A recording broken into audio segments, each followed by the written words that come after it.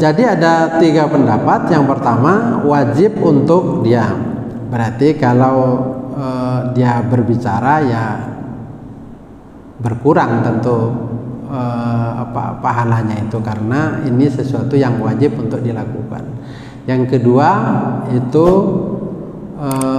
tidak wajib untuk diam, tetapi sunnah kalau dia diam, sehingga kalau diam dia berpahala. Yang ketiga, lalu dibedakan antara orang yang mendengar dengan orang yang tidak mendengar. Kalau mendengar ya wajib diam, kalau tidak mendengar itu boleh bertasbih.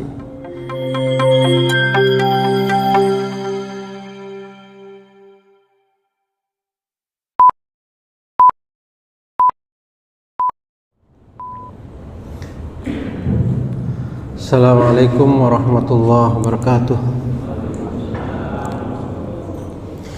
Innal hamdalillah nahmaduhu wa nasta'inuhu wa nastaghfiruhu wa na'udzu billahi min shururi anfusina wa sayyiati a'malina.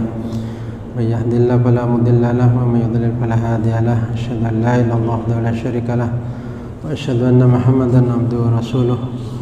Allahumma shalli ala nabiyyina Muhammadin wa ala alihi wa sahbihi ajma'in. Amma ba'du. Jamaah rahimakumullah, kita lanjutkan. Sekarang kita akan membahas al-insatu waqtal khutbah, yaitu diam, tidak berbicara saat khutbah Jumat dimulai. Ikhtalafu fil insati yaumal jum'ati wal imamu yakhtubu ala thalathati aqwalin. Jadi terkait dengan ketika khotib berkhutbah, orang harus diam, tidak berbicara. Nah, terkait dengan yang seperti itu ada 3 pendapat ulama. Yang pertama, minhum man ra'a annal insata wajibun ala kulli halin. Jadi menurut sebagian ulama itu berpendapat bahwa diam itu wajib hukumnya bagi orang yang hadir ke salat Jumat dan ketemu khutbah. Saat khutbah dimulai maka harus diam. Sukut dengan insat itu berbeda. Jadi ansitu itu, uskut itu berbeda. Jadi kalau sukut diam itu diam, tapi kalau ansitu atau insat itu diam tapi mendengarkan. Jadi bukan hanya sekedar diam tidak berbicara, tetapi diam sekaligus dia mendengarkan. Nah, maka annal insata wajibun ala kulli halin. Jadi menurut para ulama, ketika khutbah dimulai maka diam sekaligus mendengarkan itu wajib. Wahum al-jumhur. Jadi inilah pendapat al-jumhur, pendapat jumhur ulama. Siapa diantaranya jumhur ulama itu? Yaitu Imam Malik, Malikun, Wasyafi'i fi qaulin, dan pendapatnya mazhab Syafi'i dalam salah satu pendapat dari 2 pendapat. Salah satu pendapat mazhab Syafi'i. Wa Abu Hanifah dan Abu Hanifah. Wa Ahmadu dan Imam Ahmad. Wa jami'u fuqaha il amsar, dan banyak ulama juga yang berpendapat seperti itu. Jadi menurut mayoritas ulama itu wajib diam, tidak berbicara. Jadi tidak berbicara itu dalam rangka mendengarkan. Jadi bukan tidak bicara lalu abai dengan khotib, itu tidak. Jadi diamnya itu diam mendengarkan apa yang disampaikan khotib. Nah, itu wajib.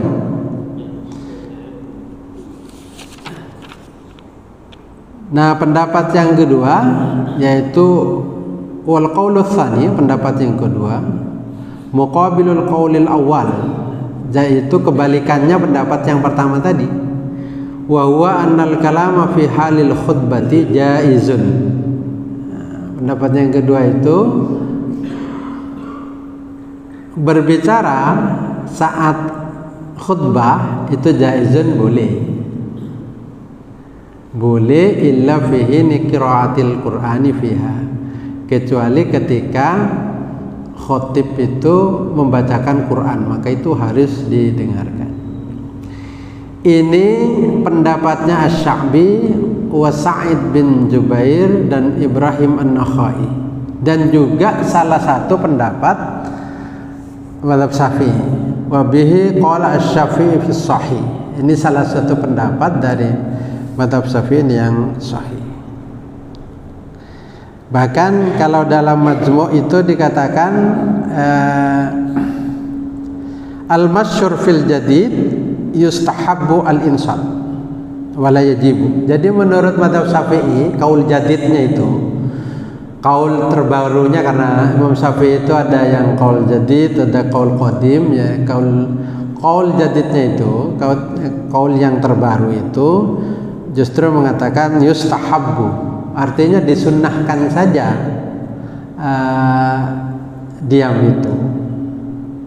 diam itu disunnahkan, tidak wajib. Dan ini juga pendapat Asy-Sya'bi. Sehingga ketika orang misalnya berbicara saat khutbah, menurut pendapat yang kedua ini, menurut pendapat mazhab Syafi'i yang kedua, juga ini artinya bahwa dia tidak berdosa, hanya dia tidak dapat kesunnahan gitu. Karena hanya sunnah saja. Tetapi dalam mazhab Syafi'i yang lain, berarti dalam qaul qadim itu wajib, diam itu wajib diam. Nah, jadi dua pendapat itu bertentangan. Yang satu mengatakan wajib, yang satu mengatakan tidak wajib, yaitu sunnah saja. Kalau sunnah berarti berbicara saat khotib khutbah itu makruh. Berarti kalau berbicara saat khotib khutbah itu makruh. Makruh berarti kalau dikerjakan ya tidak apa-apa, kalau diam artinya itu yang sunnah. Wal qaulu tsalits, pendapat yang ketiga, al farqu baina ayyasma al khutbata aw la yasma'ha. Jadi pendapat yang ketiga itu adalah dibedakan antara orang yang mendengar khutbah, hadir ke Jumat tetapi tidak mendengar khutbah, dan orang yang tidak mendengar khutbah. Fa in sami'aha ansata. Jadi kalau orang itu mendengar sama khutbah, maka harus dia untuk diam ketika mendengar khutbah. Fa in lam yasma' jaza lahu ayyusabbiha aw yatakallam fi mas'alatin minal ilm. Nah, kalau dia seumpama khutbah sudah berkumandang tapi dia tidak mendengar sama khutbah itu. Contoh misalnya listrik mati dan suara tidak tersampaikan melalui pengeras suara. Bagian belakang sana di luar, di bagian belakang tidak mendengar suara khatib. Nah, itu boleh untuk misalnya bertasbih, misalnya memuji Allah, atau berbicara tetapi hanya terkait dengan hal-hal minal ilm, terkait dengan keilmuan. Berbicara terkait dengan keilmuan, artinya sekalipun boleh, maka tidak boleh berbicara tentang perdagangan macam-macam, itu tidak boleh. Jadi hanya terkait dengan keilmuan. Itu kalau tidak mendengar. Kalau mendengar wajib untuk diam. Wabihi qala, ini pendapatnya Ahmadu, Imam Ahmad, wa Ata'u, dan Imam Ata', wa jama'atun, dan banyak ulama, segolongan ulama. Jadi beberapa ulama juga berpendapat seperti itu. Nah, jadi ada 3 pendapat. Yang pertama, wajib untuk diam. Berarti kalau dia berbicara ya berkurang tentu pahalanya itu, karena ini sesuatu yang wajib untuk dilakukan. Yang kedua itu tidak wajib untuk diam, tetapi sunnah kalau dia diam, sehingga kalau diam dia berpahala. Yang ketiga, lalu dibedakan antara orang yang mendengar dengan orang yang tidak mendengar. Kalau mendengar ya wajib diam, kalau tidak mendengar itu boleh bertasbih. Jadi diam gitu. Tidak bisa misalnya, lalu kalau menurut pendapat yang pertama tadi, misalnya ada orang kok khotib khutbah lalu dia baca sendirinya, misalnya berzikir, nah itu tidak boleh.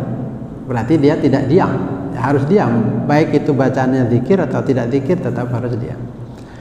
Nah, kecuali pendapat yang kedua tadi, dan pendapat yang ketiga tidak mendengar khatib berkhutbah. Nah, terkait dengan pendapat yang pertama tadi, pendapat pertama yang mengatakan bahwa wajib jamaah itu untuk diam, tidak berbicara saat khatib khutbah. Nah, itu kapan itu di waktunya diam itu?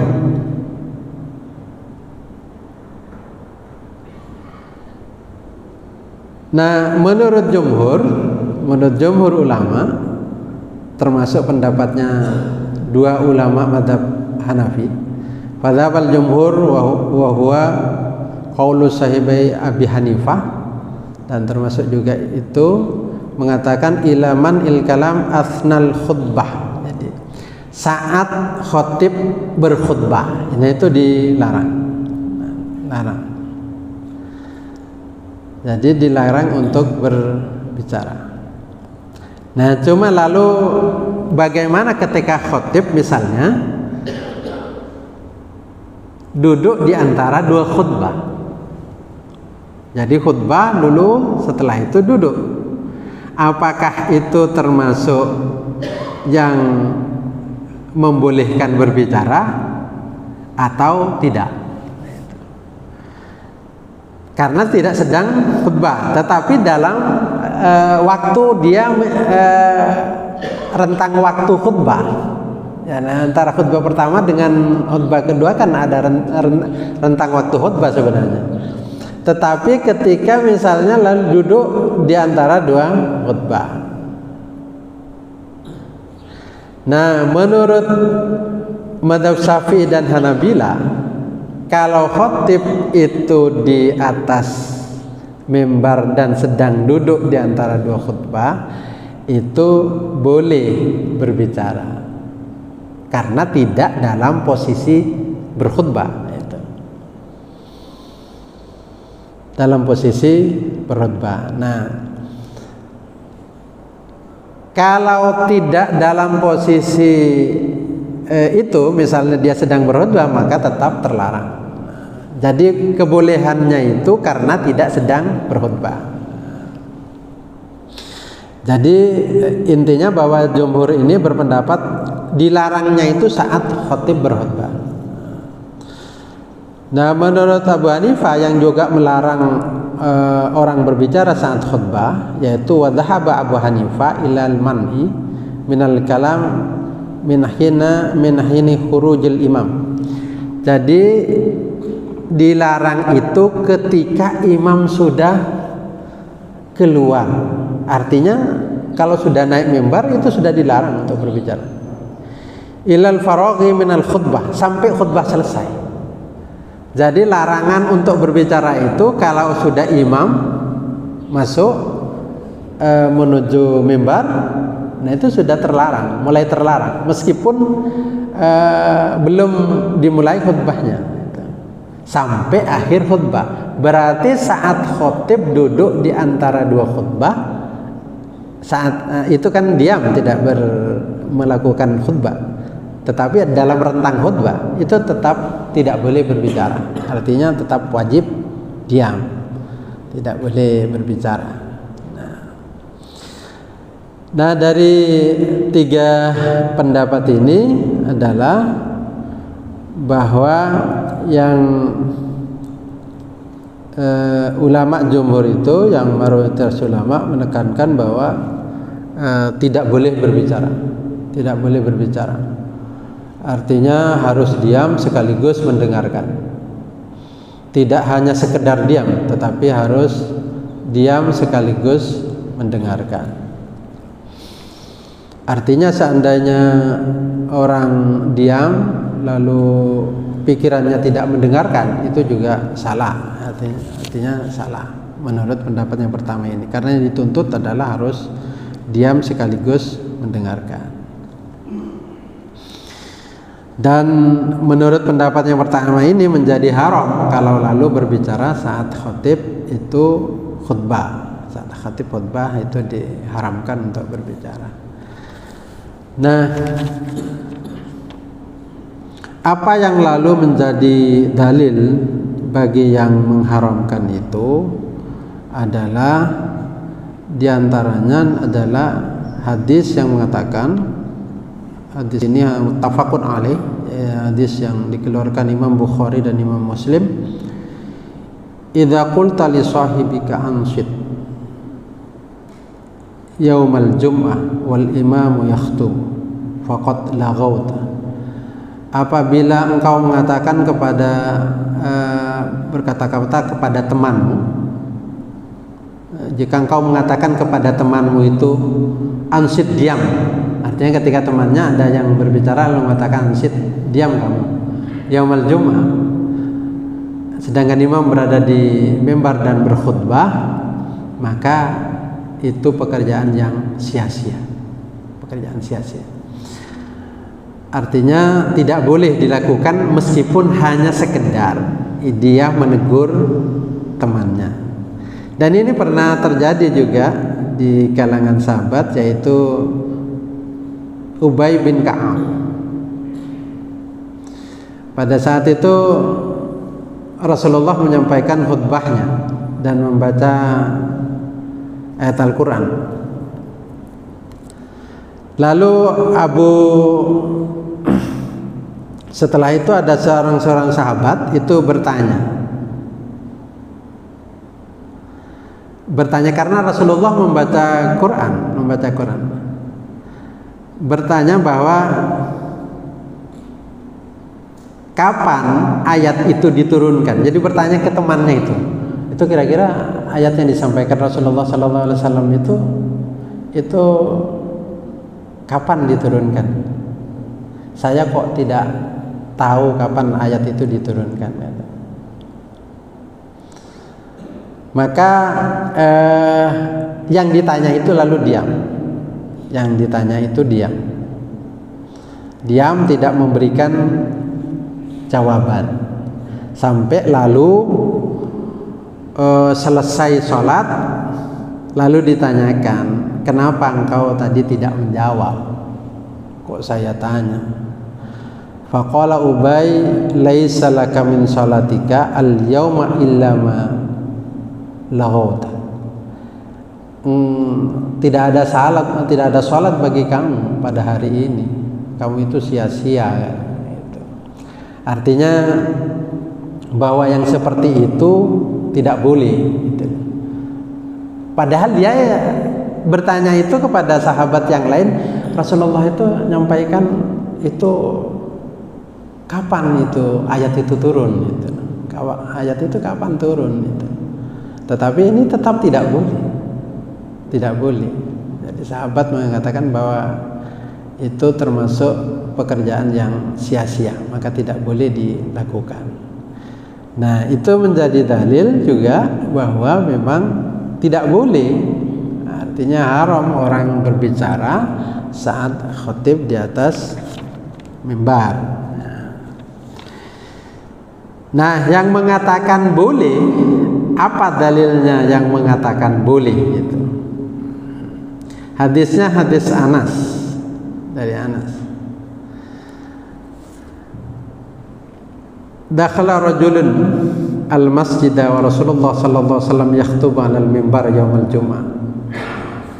Seorang laki-laki masuk ke masjid, Rasulullah di atas mimbar. Lalu orang ini yang masuk ini tanya ke Rasulullah saat di atas mimbar. Faqala ya Rasulullah, mata sa'? Kapan hari kiamat itu?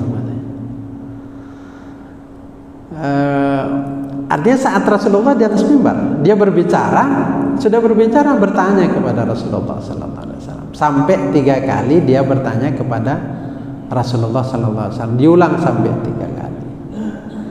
Nah, itu Rasulullah lalu menjawab, waihaka ma'adatta laha.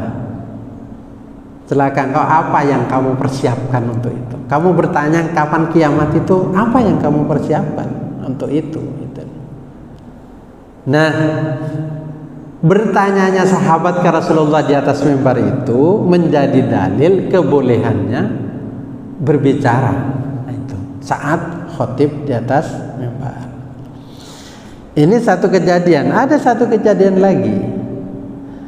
Bainama an-nabiy sallallahu alaihi wasallam yakhutubu fi yaumil Jum'ah, qama Arabiyyun.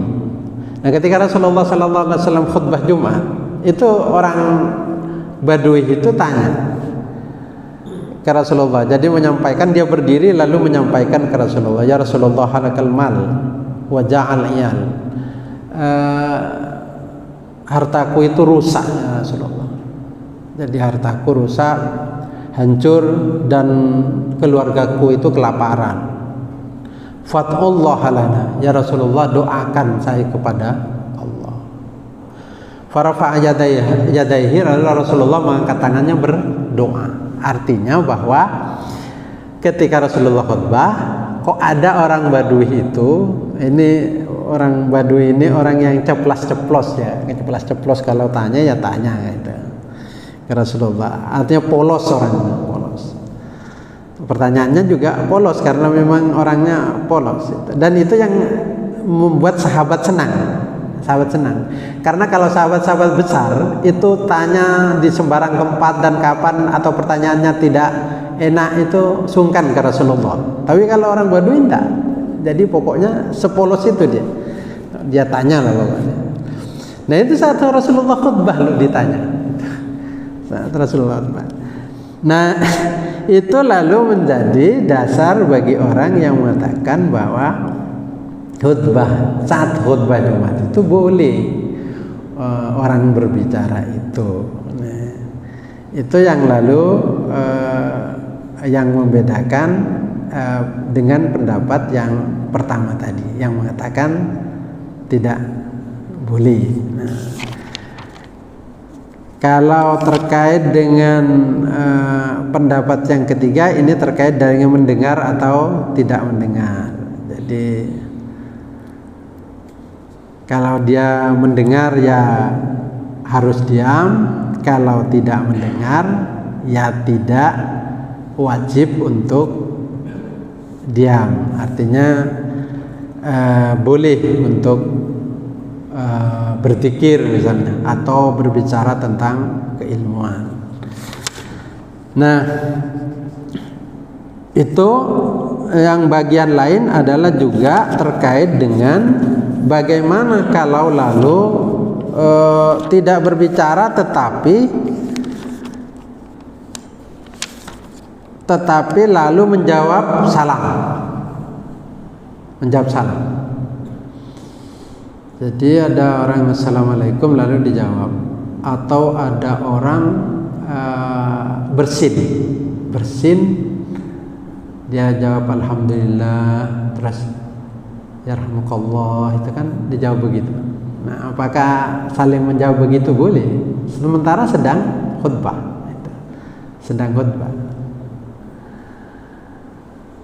Jadi terkait dengan itu maka ulama juga berbeda. Ulama berbeda tentang kebolehannya. Fa ba'duhum ajaza at-tasmita wa radda salam fi waqtil khutbah. Jadi ada sebagian ulama yang mengatakan boleh menjawab orang yang bersin dan menjawab salam ketika khutbah. Ini pendapatnya Imam Ats-Tsauri dan Al-Auza'i, dan juga pendapatnya Imam Ahmad bin Hanbal. Wa ba'duhum lam yujaz raddas salam wala tasmita. Jadi sebagian ulama mengatakan tetap tidak boleh. Menjawab salam ya tidak boleh, ya mendoakan orang yang bersin juga tidak boleh. Ini pendapatnya Abu Hanifah. Nah, yang ketiga, wa ba'du farraqa bainas salam wa tasmit. Faqalu yaruddus salam wala yusammitu. Jadi boleh menjawab salam, tetapi tidak boleh mendoakan ketika ada orang bersin. Gitu. Ini pendapatnya sebagian ulama-ulama Syafi'iyah. Nah, apa yang lalu mereka berbeda? Kalau kok bersin boleh, kok berbicara tidak boleh, misalnya, atau bersin kok tidak boleh. Nah, itu karena memang ada dua hadis yang dua-duanya itu adalah satu hadis terkait dengan kalau ada orang bersin, kalau ada orang salam, maka diperintahkan oleh Rasulullah untuk menjawab. Jadi perintah Rasulullah SAW dalam hadis sahih itu dikatakan bahwa Rasulullah memerintahkan untuk tasmitul atis. Jadi menjawab orang bersin dalam artian mendoakan, dan juga waraddus salam, dan menjawab salam. Itu memang diperintahkan. Ini hadis yang satu. Hadis yang kedua tentu hadis larangan orang untuk berbicara saat khutbah. Sehingga kalau hadis tentang perintah Rasulullah untuk menjawab salam itu dikompromikan dengan hadis larangan untuk khutbah, berarti ada pengecualian dari larangan itu, yaitu memang dilarang berbicara, tetapi boleh kalau dia menjawab salam. Nah, ini satu ulama yang membolehkan. Yang mengatakan tidak boleh itu, ketidakbolehan berbicara itu berlaku secara umum, sehingga tidak mengecualikan menjawab salam. Jadi berlaku. Jadi ketika khotib di atas mimbar, ya sudah, tidak boleh berbicara. Tidak boleh berbicara, termasuk menjawab dia menjawab salam. Diam saja. Nah, itu yang lalu menjadi perbedaan di kalangan ulama. Tetapi yang lebih aman tentu tidak usah dilakukan. Artinya berbicara saat khutbah, ya kita ikuti jumhur, tidak lalu berbicara. Yang kedua, ketika ada orang bersin, ya juga tidak perlu menjawab, menyambung doanya orang yang bersin. Artinya kita tetap diam saja, karena memang jelas perintah Rasulullah SAW bahwa khutbah itu bukan sekedar orang menyampaikan mau'idah, tetapi harus didengarkan. Dan barangkali disitulah ada keberkahan dan kebaikan, dan membawa kita bersamaan barangkali dengan takdir Allah kita mendapat hidayah. Tentu akan itu luar biasa bagi perjalanan hidup kita. Barangkali itu ada yang ingin disampaikan? Ya.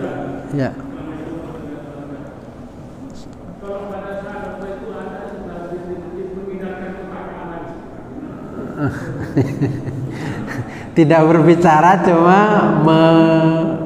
mengedarkan kotak amal ya. Nah, lebih baik tidak. Lebih baik tidak.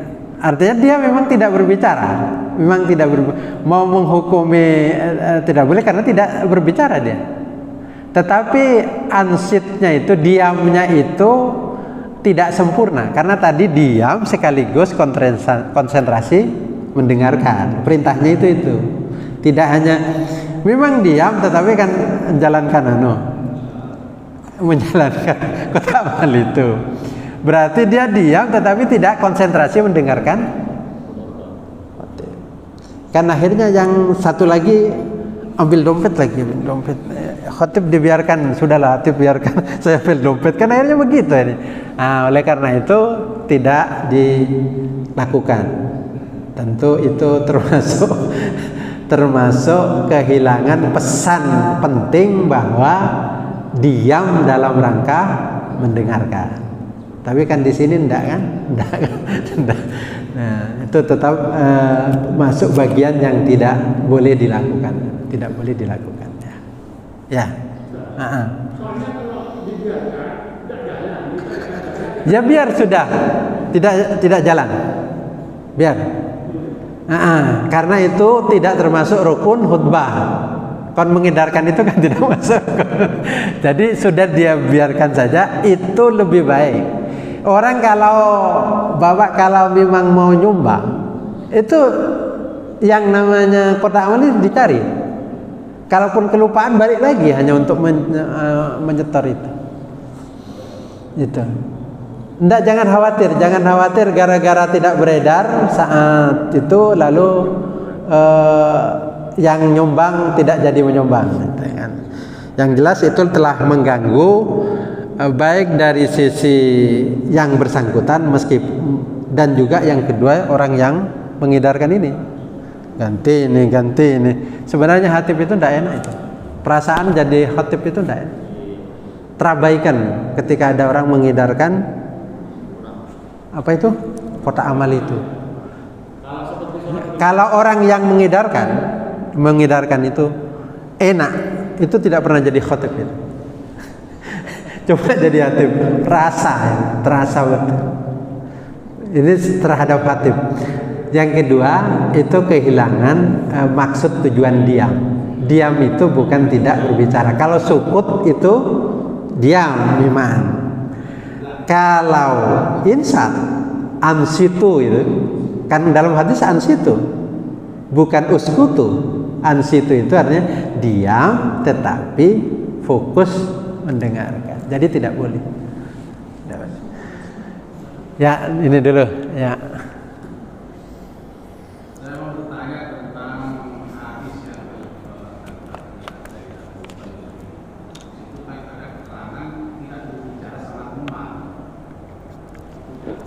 Tidak berbicara.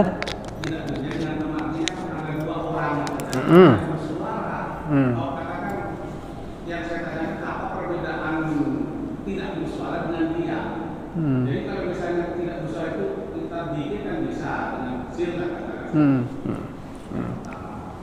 Yang kedua tentang hadis yang dipaparkan tadi itu kan tidak ada keterangan di situ bahwa orang baru itu bertanya seperti itu, tidak ada keterangan bahwa itu membatalkan atau tidak dapat karena Jumat. Ada sih. Makanya menurut arti itu kan bukan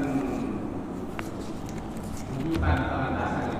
Karena arti saya dapat dari situ tidak boleh berbicara sama Jumat. Jumat sekarang boleh, tapi bukan berbicara hanya bersuara.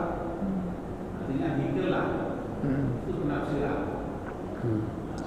Ya. Kira-kira kalau misalnya berbicara apa tidak apa berdosa apa hanya tidak dapat pahala untuk Ya. Jadi begini. Yang pertama terkait dengan diam. Diam itu tadi itu saya sudah jelaskan, diam tidak hanya sekedar tidak bicara. Oleh karena itu kalau diam tidak berbicara bahasa Arabnya sukut atau uskut lah, diam. Tapi kalau ansit itu bukan diam saja, harus mendengarkan. Itu bedanya. Dan teks hadis itu bergunakan ansitu, bukan uskutu. Ya. Jadi yang dipergunakan itu diam sekaligus fokus mendengarkan. Itu. Ya.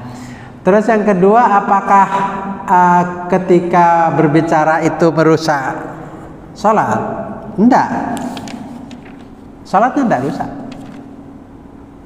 Jadi ulama yang membolehkan dan yang tidak membolehkan tetap sepakat bahwa sholatnya tetap jadi, tidak batal. Jadi tidak perlu sholat zuhur, itu tetap jadi sholatnya. Tetapi pahalanya tentu berkurang dan berdosa karena berbicara. Kalau menurut pendapat yang pertama, karena mewajibkan kan, haram berbicara.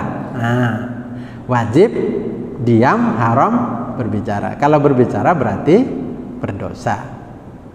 Nah, tetapi bagaimana dengan sholatnya?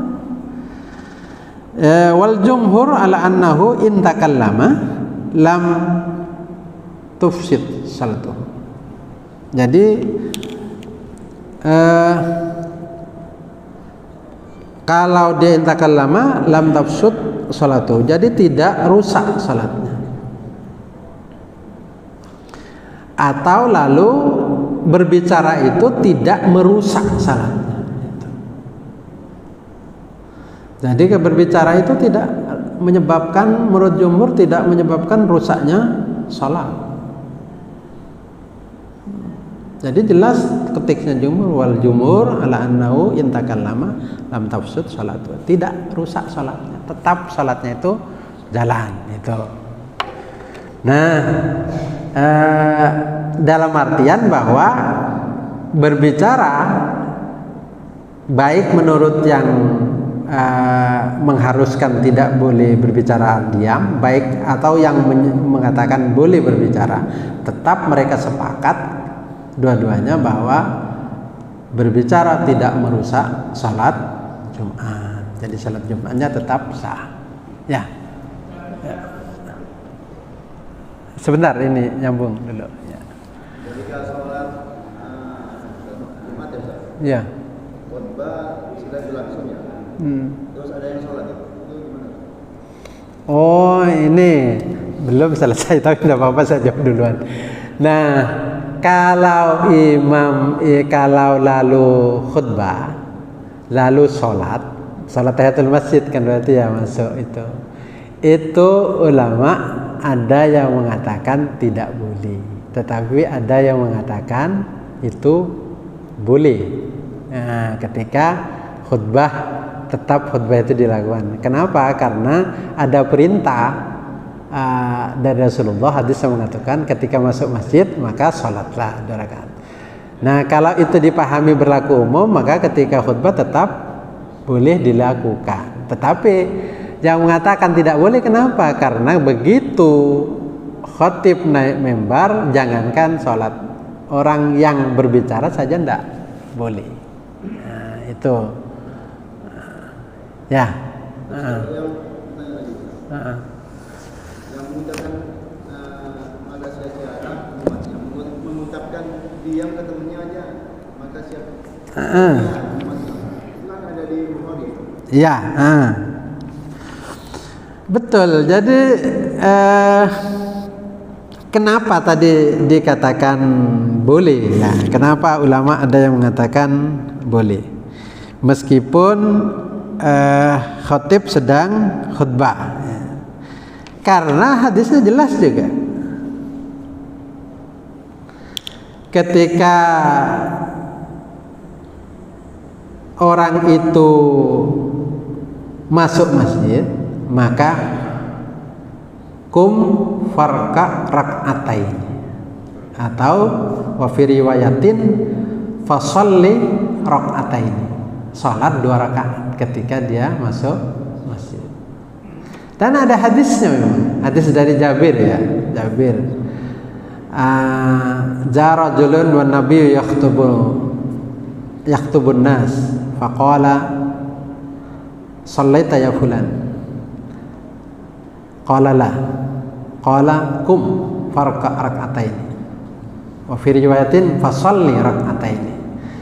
Ketika Rasulullah berkhutbah, datang seorang laki-laki. Lalu Rasulullah mengatakan, "Salat, kamu salat." Ya fulan gitu. Apakah kamu salat itu? La, belum, kata Rasulullah. Kum, berdiri. Faraka' raka'ataini. Salat 2 rakaat. Nah, ini muttafaqun alaih. Jadi muttafaqun alaih juga. Jadi hadis ini menjadi dasar bahwa masuk masjid itu disuruh sholat tahiyatul masjid meskipun khatib di atas mimbar. Nah, yang tadi dikatakan kok masih ada ulama yang mengatakan, Abu Hanafi yang mengatakan kalau orang masuk masjid ila anna man dakhalal masjidah wal imamu yakhutubu yajlisu wa yukrahu lahu ayyusalliya tahiyatal masjid. Kalau orang itu masuk masjid, imam sedang khutbah khatib khutbah, yajlisu duduk, tidak usah salat. Wa yukrahu lahu, dimakruhkan dia untuk salat tahiyatal masjid. Itu yang lalu menjadi dasar apa?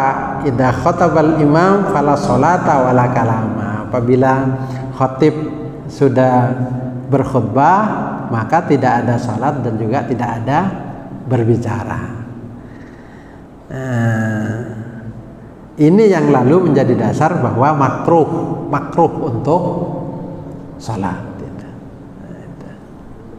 Jadi kalau ada orang salat berarti mengikuti hadis yang pertama tadi. Kalau lalu melarang dimakruhkan berarti ikut yang kedua. Gitu. Ya, tadi.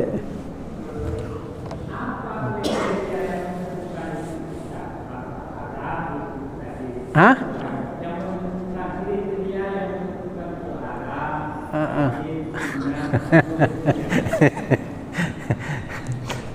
Ini pelajaran usul fikih ini. Jadi yang nanti menentukan itu kan begini. Ada hadis itu kan banyak. Ada hadis merintah misalnya ya. Kan perintah tadi khutbah, ketika imam khutbah lalu tidak boleh berbicara. Hadisnya jelas ada. Berarti dilarang. Kok ada kejadian hadis juga Rasulullah saat khutbah ada orang tanya, Rasulullah atas sa'a, Rasulullah masih di atas mimbar. Kapan Rasulullah kiamat coba? Dia sedang berbicara saat Rasulullah khutbah loh. Nah, hadis ini dihukumi seperti apa? Ulama yang lalu tetap kokoh dengan hadis pertama berarti tetap wajib. Nah, ulama yang mengkompromikan dua hadis itu mengatakan begini, berarti yang dilarang itu tidak pada tingkatan wajib.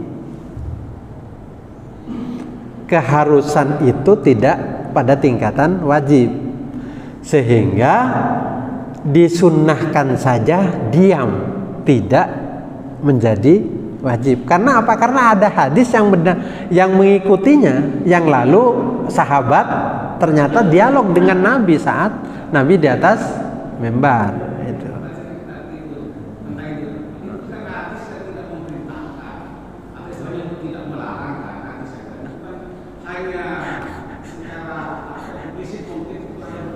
Iya.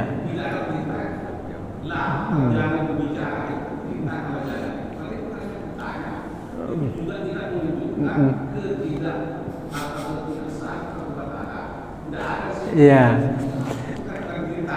Iya, jadi begini Bapak. Saat terjadi dialog itu dan Nabi tetap melanjutkan dialog dan tidak menegur dialog itu, berarti kan boleh. Ini dulu. Jadi saya sampai memahami ini menggunakan ilmu tidak menggunakan. Jadi ketika kejadian lalu Rasulullah tidak melarang berarti boleh. Meskipun di situ tidak ada kata-kata boleh. Tetapi ketika kejadian kok Rasulullah tidak melarang berarti boleh. Gitu. Nah, sebuah kejadian lalu itu dilarang oleh Rasulullah berarti tidak boleh. Kenapa kok muncul dua hadis? Nah, ya kan? Satu hadis melarang, satu kejadian lagi hadis kok Rasulullah melayani dan tidak menegur. Nah, itu loh, ya kan? Nah, berarti larangan di atas tidak pada tingkatan haram, berarti tingkatan makruh. Kalau perintah itu berarti tidak pada tingkatan wajib, tetapi pada tingkatan sunnah. Perintah itu wajib pada dasarnya, tetapi kalau ada korina, sesuatu yang menyebabkan, yang menjadi dalil dia menjadi sunnah, berubah menjadi sunnah. Itu contoh kalau dalam Quran, kulu washrabu, makan dan minumlah, wajib.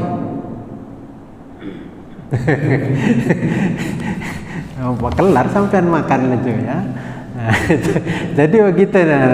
Nah, jadi mengkompromikan. Makanya kalau lalu tiba-tiba di medsos ketemu hadis, jangan langsung disimpulkan.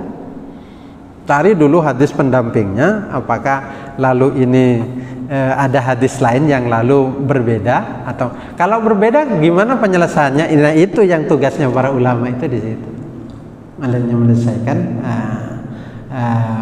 perbedaan-perbedaan di kalangan perbedaan hadis itu. Nah, itu.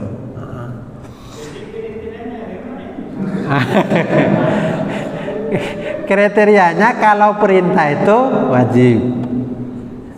Al aslu fil amri lil wujub. Al aslu fil nahyi lit tahrim. Kalau ada perintah ya wajib. Kalau ada larangan berarti haram. Kecuali ada dalil yang menunjukkan bahwa perintah itu tidak wajib. Contoh tadi, di antara contohnya adalah ketika satu hadis mewajibkan, satu hadis ternyata tidak mewajibkan, membolehkan, maka dikompromikan, wajibnya itu tidak lalu menjadi wajib, turun menjadi sunnah.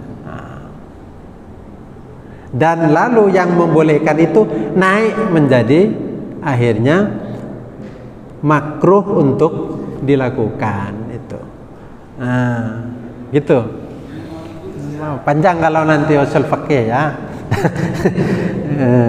Barangkali itu, tapi tidak apa-apa, pelan-pelan nanti kan akhirnya juga paham. Barangkali itu mudah-mudahan berguna. Ihdinas siratal mustaqim. Assalamualaikum warahmatullahi wabarakatuh.